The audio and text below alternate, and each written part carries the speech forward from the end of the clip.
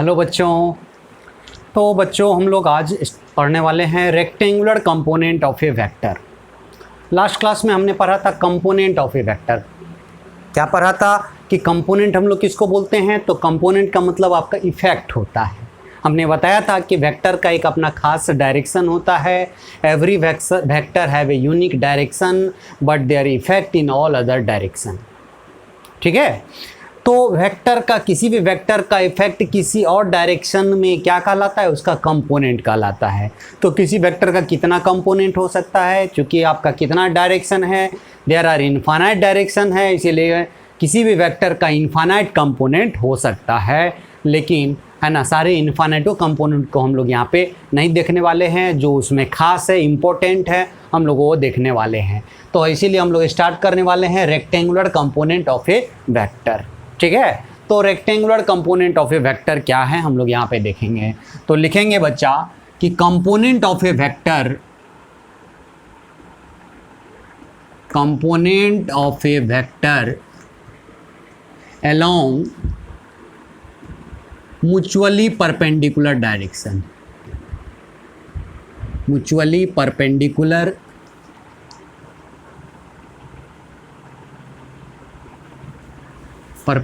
direction is known as, इससे अच्छा mutually perpendicular direction are known as rectangular component of a vector, rectangular component of a vector। ठीक है, तो बोलेंगे कि वेक्टर का इनफाइनाइट कंपोनेंट हो सकता है, उसमें रेक्टेंगुलर कंपोनेंट हम लोग इसको बोलेंगे। तो बोलेंगे कि किसी वेक्टर का कंपोनेंट म्यूचुअली परपेंडिकुलर डायरेक्शन, जो आपस में एक दूसरे पे क्या हो, परपेंडिकुलर हो, उस डायरेक्शन में वेक्टर का कंपोनेंट को हम लोग एक साथ बोलेंगे रेक्टेंगुलर कंपोनेंट। जैसे एग्जांपल के तौर पे हम लोग लेते हैं कि मान लेते हैं कि ए कोई आपका क्या है, वेक्टर है। ए कोई वेक्टर है और हमने एक डायरेक्शन कंसीडर किया। ये आपका, ये कोई बी वेक्टर है, ये आपका बी वेक्टर है। तो ये डायरेक्शन को हम लोग क्या बोलेंगे, ये इसके पैरेलल है, तो इसको क्या बोलेंगे, डायरेक्शन ऑफ बी वेक्टर। इसको हम लोग डायरेक्शन ऑफ बी बोलते हैं। और एक और डायरेक्शन लेते हैं जो बी के क्या है, परपेंडिकुलर। तो ये दोनों डायरेक्शन आपस में क्या है आपका, परपेंडिकुलर। मान लेते हैं ये कोई सी वेक्टर है, ये वेक्टर आपका सी है, तो इसको हम लोग क्या बोलेंगे, डायरेक्शन ऑफ सी वेक्टर। ठीक है, मान लेते हैं कि ये यहाँ पे एंगल अल्फ़ा बना रहा है बी के डायरेक्शन से, और ये यहाँ पे बीटा एंगल बना रहा है बी के डायरेक्शन से। ठीक है, तो ए का कंपोनेंट बी के डायरेक्शन में हम लोग यहाँ से परपेंडिकुलर ड्रॉ करते हैं बच्चा। तो ये वाला जो लेंथ हो जाएगा उसको क्या बोलेंगे हम लोग, ए कॉस अल्फ़ा। और ये वाला वेक्टर का नाम क्या होगा, बोलेंगे ए कॉस अल्फ़ा, और डायरेक्शन किसका है, बी का, तो हम लोग बोलेंगे बी कैप। ठीक है, फिर हम लोग यहाँ से परपेंडिकुलर ड्रॉ करते हैं। यहाँ से हमने परपेंडिकुलर ड्रॉ किया, ये वाला आपका लेंथ जो हो जाएगा, कितना हो जाएगा बच्चा, बोलेंगे ए कॉस बीटा। और इस वेक्टर का नाम क्या हो जाएगा, इस वेक्टर का नाम होगा A cos beta C cap. Direction आपका क्या है, सी कैप है। ठीक है, तो हम लोग बोलेंगे कि ए कॉस अल्फ़ा बी कैप क्या है, वेक्टर कंपोनेंट है ए का, किसके डायरेक्शन में, बी के डायरेक्शन में। तो इसको हम लोग बोलेंगे component of A along B है। ठीक है, उसी तरह से A cos beta C cap, A cos beta C cap क्या है, ये भी क्या है, component of A along C, C के डायरेक्शन में है। लेकिन दोनों को एक साथ, यदि if alpha plus beta is equal to 90 हो जाए, मतलब ये बी का डायरेक्शन और सी का डायरेक्शन आपस में क्या हो जाए, परपेंडिकुलर हो जाए, तो then A cos alpha B cap and A cos beta C cap are, दोनों को एक साथ, क्योंकि दोनों जो है आपस में परपेंडिकुलर डायरेक्शन में वेक्टर का कंपोनेंट है, तो इस दोनों को एक साथ, अकेले को क्या बोलेंगे, component of A along B, इसको क्या बोलेंगे, component of A along C, लेकिन दोनों को एक साथ, क्योंकि दोनों आपस में परपेंडिकुलर डायरेक्शन है, इसीलिए इसको बोलेंगे rectangular component of a vector A, है ना, R, then A cos alpha B cap and A cos beta C cap are rectangular component of vector ए।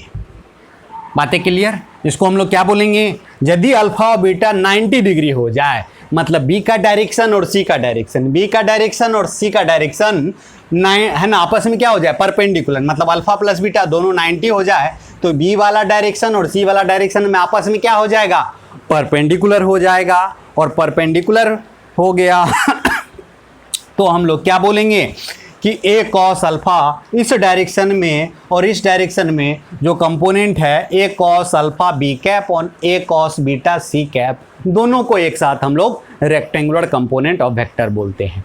अब सवाल है कि किसी वेक्टर का कितना कंपोनेंट हो सकता है, इनफाइनाइट, लेकिन उसमें हम लोग सिर्फ क्या पढ़ना है, रेक्टेंगुलर कंपोनेंट। तो इसमें कुछ खास बात होगा, इसमें खास बात इसलिए है कि चलिए हम लोग एक काम करते हैं, ये वाले वेक्टर को उठा करके यहाँ रख देते हैं, तो यही वेक्टर क्या हो जाएगा, A cos beta C cap. अब देखेंगे ट्रायंगल लॉ से, इस वेक्टर के सर पे ये वाला वेक्टर का पूंछ सवार है, तो this vector plus this vector बराबर क्या हो जाएगा, ए। तो रेक्टेंगुलर कंपोनेंट को जब आप जोड़ोगे तो वो वेक्टर के बराबर आ जाता है, इसीलिए ये खास है ना। इसके बाद यहाँ पे लिखेंगे ऑल्सो, इसके बाद से लिखेंगे यहाँ के बाद से ऑल्सो ए वेक्टर बराबर क्या हो जाएगा, A cos alpha B cap plus A cos beta C cap, है ना।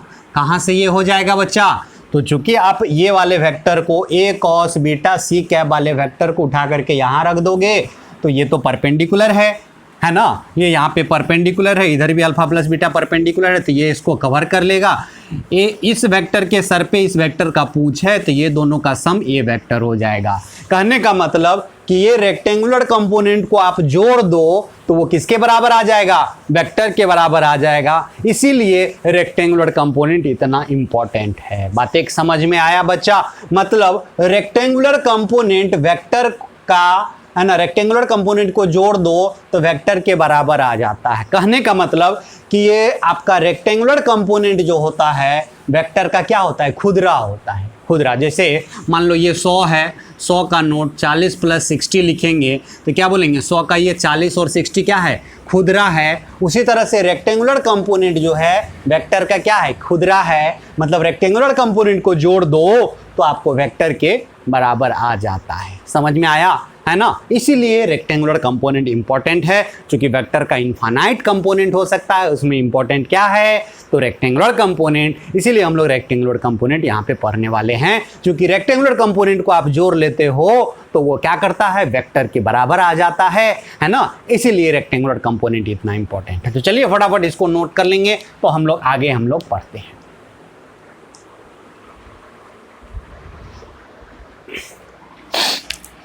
चलिए बच्चा स्टार दे करके हम लोग लिखते हैं कि A number of vectors can be replaced by their resultant and vice versa। ठीक है, A number of vector can be replace by their resultant and vice versa. ढेर सारा यदि आपका वेक्टर है एग्जाम्पल के तौर पे इस बात को समझेंगे, मतलब 2 या 3 या 4 वेक्टर है, तो चारों वेक्टर को हम कैसे रिप्लेस कर सकते हैं, उसके रिजल्टेंट से रिप्लेस कर सकते हैं। जैसे एग्जाम्पल के तौर पे मान लेते हैं एक वेक्टर ए है, एक वेक्टर आपका बी है, और ये वेक्टर आपका क्या है, सी है। तो हम लोग क्या बोलेंगे, सी वेक्टर जो है ए और बी का क्या है, सम है, मतलब ए और बी का क्या है, रिजल्टेंट है। मतलब सी वेक्टर जो है ए प्लस क्या है आपका, बी वेक्टर है। तो सी को हम लोग क्या बोलेंगे, resultant of A and B. A और बी का ये क्या है, रिजल्टेंट है। तो ए और बी को दोनों को एक साथ कौन रिप्लेस कर सकता है, सी। हम या तो बोलेंगे कि हमारे पास एक सी वेक्टर है, या नहीं तो ये दोनों है, ठीक है। मतलब सी वेक्टर ए और बी मिलकर के जितना इफेक्ट देगा, सी अकेले उतना इफेक्ट देगा। मतलब सी वेक्टर जो है, मतलब सी क्या है यहाँ पे, ए और बी का रिजल्टेंट है। मतलब ए और बी का रिजल्टेंट जो है, ये ए और बी को क्या कर सकता है, रिप्लेस कर सकता है ना।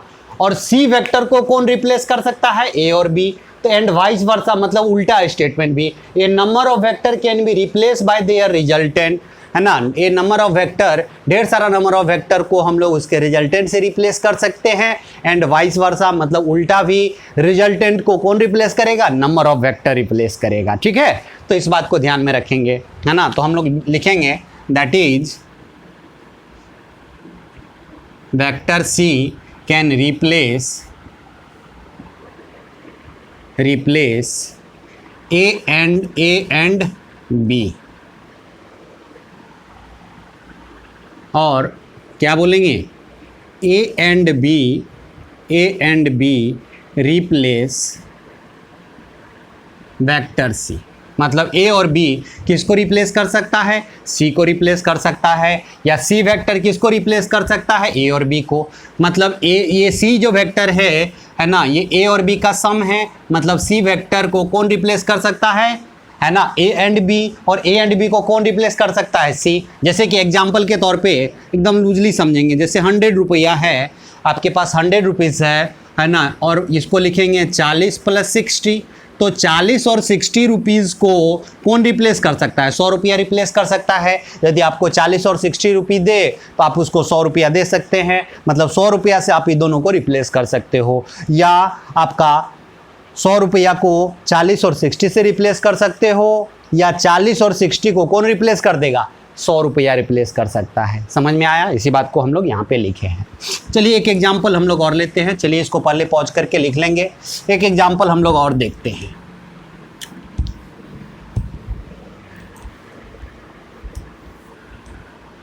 मान लेते हैं एक ब्लॉक है, ये ब्लॉक है, और इस पे ढेर सारा फोर्स लग रहा है। एक लग रहा है F1, एक लग रहा है F2, एक लग रहा है F3, एक लग रहा है F4, और एक और लग रहा है फोर्स F5। टोटल आपका कितना फोर्स लग रहा है, 5 फोर्स लग रहा है ना। इफ F जो है, F बराबर क्या है, F1 + F2 + F3 + F4 + F5।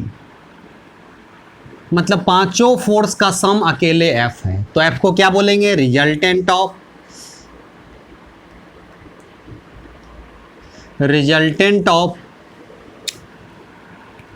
F1, F2, F3, F4 and F5। समझ में आया। मतलब F1, F2, F3, F4, F5 का ये क्या है, रिजल्टेंट कौन है, F है। अब बोलेंगे कि ये अकेले F जो है ये पांचों के सम के बराबर है। तो हम लोग क्या समझेंगे, या तो ये पांचों फोर्स लग रहा है, या अकेले कौन लग रहा है, F फोर्स लग रहा है। तो हम लोग बोलेंगे that is we can say that F1, F2, F3, F4 and F5 force act on block, act on block. और क्या बोलेंगे, और only F acts on block. बातें क्लियर?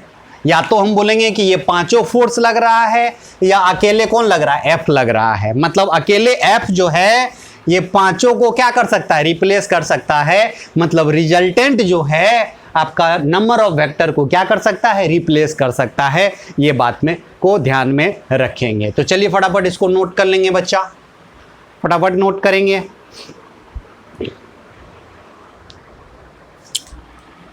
लिखेंगे any two rectangular component, rectangular component of a vector which is coplanar, with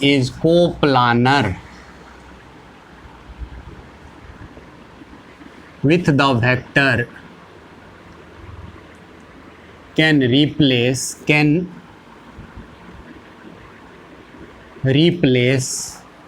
the vector। समझ में आया बच्चा? बातें क्लियर हुआ? एंड वाइस वर्सा भी लिख सकते हैं, एंड वाइस वर्सा,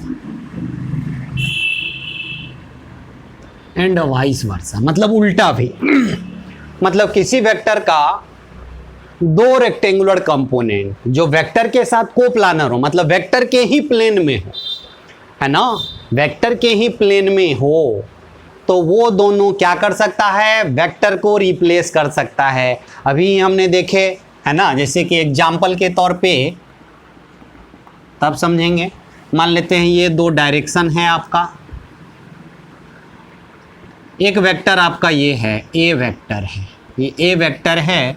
मान लेते थे ये आपका बी वेक्टर है, इसको क्या बोलेंगे, direction of B vector.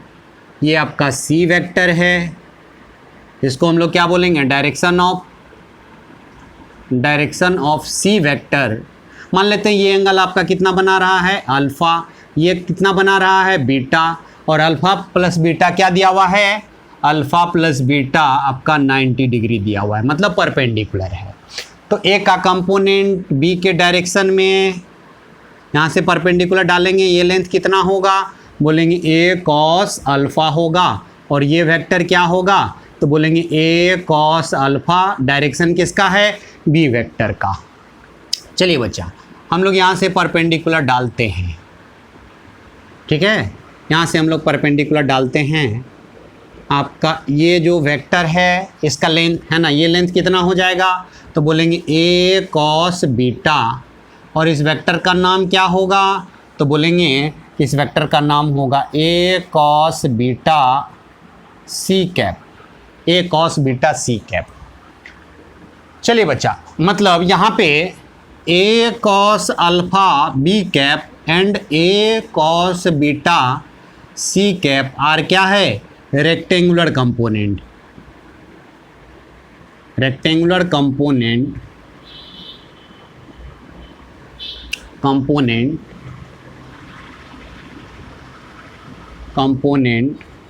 Of vector A vector का।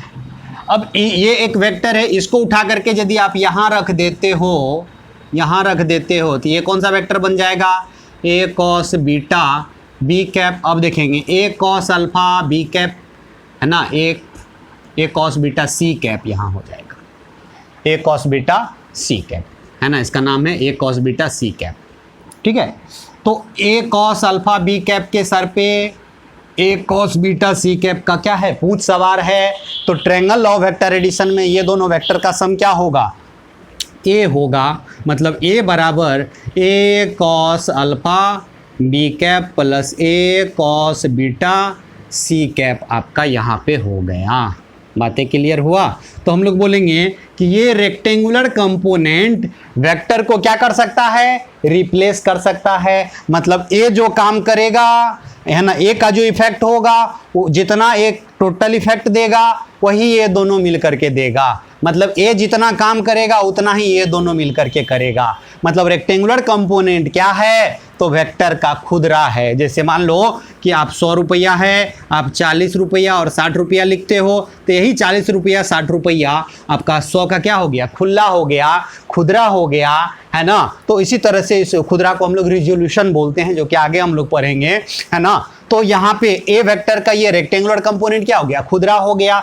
मतलब वेक्टर का ये पूरा का पूरा इफेक्ट दे देगा आपका क्या, रेक्टेंगुलर कंपोनेंट। समझ में आया बच्चा? तो याद रखेंगे रेक्टेंगुलर कंपोनेंट बहुत ही इंपॉर्टेंट है ना। रेक्टेंगुलर कंपोनेंट, दो रेक्टेंगुलर कंपोनेंट जो कि वेक्टर के साथ कोप्लानर हो, वो वेक्टर को क्या कर सकता है, रिप्लेस कर सकता है, उसको हटा करके खुद आ सकता है। मतलब ए या तो अकेले ए लिखेंगे, नहीं तो लिखेंगे ये दोनों वेक्टर है।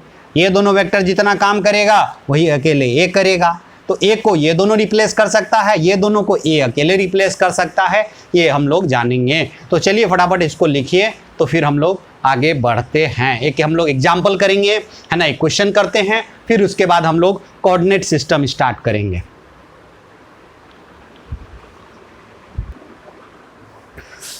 चलिए क्वेश्चन लिखते हैं। ए car moves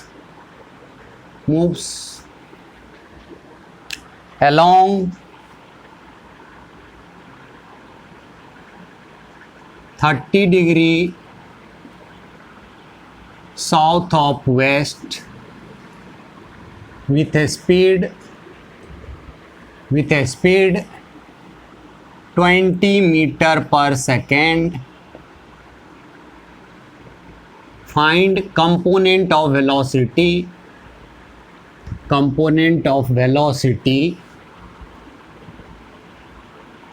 of car along, पहला में बोल रहा है नॉर्थ के अलोंग बताना है, दूसरा बोल रहा है वेस्ट के अलोंग बताना है, तीसरा बोल रहा है ईस्ट के अलोंग बताना है, और चौथा आपका बोल रहा है साउथ के अलोंग, है ना। कोई कार है, किधर मूव कर रहा है, 30 डिग्री साउथ ऑफ वेस्ट, ठीक है। तो एंगल किससे बनाएगा आपका, लास्ट से, मतलब वेस्ट से बनाएगा। और कितना स्पीड है, 20 मीटर पर सेकेंड। तो वेलोसिटी, स्पीड क्या होता है, वेलोसिटी का मैग्नीट्यूड, है ना। और उसका डायरेक्शन दे दिया है वेलोसिटी का। तो हम लोग बोलेंगे कि चलिए हम लोग इसको ऐसे दिखाते हैं। वेलोसिटी आपका वेक्टर है, तो वेक्टर को एरो से दिखाते हैं। तो पहले हम लोग नॉर्थ, साउथ, ईस्ट, वेस्ट बना लेते हैं। ये आपका नॉर्थ हो गया, ये साउथ हो गया, ये ईस्ट हो गया, और ये आपका वेस्ट हो गया। बातें क्लियर? वेलोसिटी आपका यही है, आपका वेलोसिटी, ठीक है। ये आपका वेलोसिटी है। कितना बना रहा है, 30 डिग्री साउथ ऑफ वेस्ट, मतलब वेस्ट से कितना एंगल बना रहा है, 30 डिग्री, है ना। तो हमको पहला में क्या निकालना है, कंपोनेंट ऑफ वेलोसिटी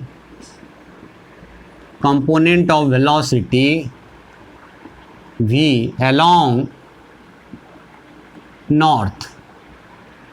नॉर्थ के अलोंग। तो बोलेंगे नॉर्थ वाला डायरेक्शन ये है, और वेलोसिटी नॉर्थ से कितना एंगल बना रहा है, तो बोलेंगे 90 + 30। तो क्या हो जाएगा, v cos 90 डिग्री + 30 डिग्री, यही ना होगा बच्चा। अब v कितना दिया हुआ है बच्चा, है ना, वेलोसिटी का मैग्नीट्यूड, है ना, कितना दिया हुआ है, 20। तो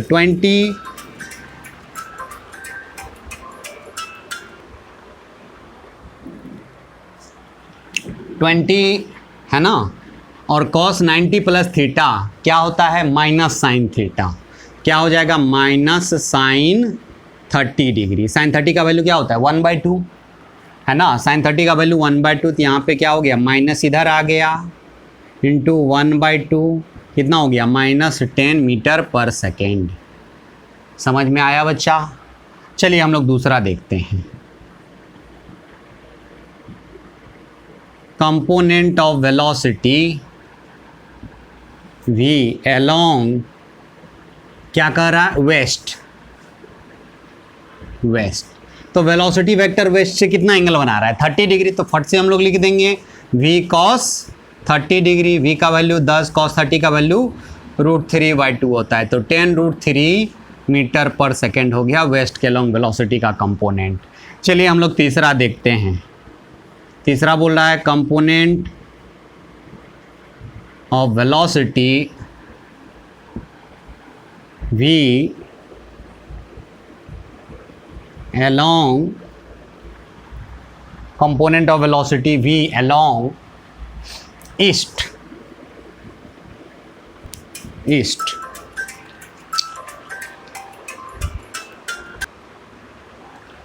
चलिए बच्चा, ईस्ट से कितना एंगल बना रहा है?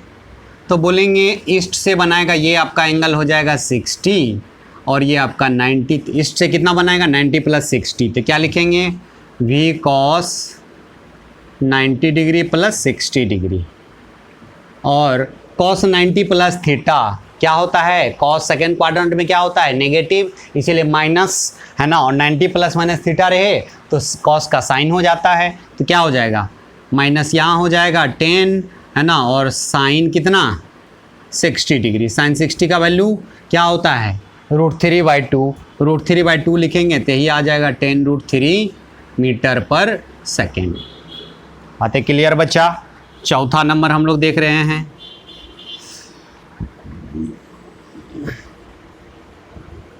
Component of velocity v along south. ये क्या हो जाएगा बच्चा? साउथ से कितना एंगल बना रहा है? 60 डिग्री। तो क्या हो जाएगा? v cos 60 डिग्री है ना। और ये कितना है बच्चा आपका? 10/1/2 हो जाएगा है ना। तो यहाँ पे आपका नहीं 20 है ना, 20, यहाँ भी आपका 20, ठीक है। तो यहाँ पे कितना हो जाएगा? 10 मीटर पर सेकेंड, ठीक है। तो ये इस तरह से हम लोग क्या निकालते हैं? कंपोनेंट निकालते हैं, ठीक है बच्चा। जल्दी से फटाफट इसको पॉज करके लिखेंगे बच्चा।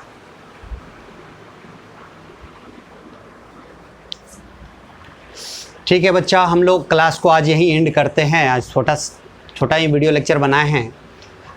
अगले क्लास में हम लोग पढ़ने वाले हैं कोऑर्डिनेट सिस्टम, है ना। बहुत ही इंपॉर्टेंट है कोऑर्डिनेट सिस्टम हम लोग पढ़ेंगे। और फिर हम लोग रिजोल्यूशन ऑफ वेक्टर पढ़ेंगे, ठीक है। और फिर हम लोग वेक्टर का एडिशन पढ़ेंगे, है ना। कौन सा मेथड? रेक्टेंगुलर कंपोनेंट मेथड से एडिशन ऑफ वेक्टर, है ना, इन रेक्टेंगुलर कंपोनेंट फॉर्म, है ना। तो ये सारा पढ़ेंगे, बहुत ही इंपॉर्टेंट अगला क्लास होगा आप लोग का। तो चलिए हम लोग मिलते हैं अगले क्लास में।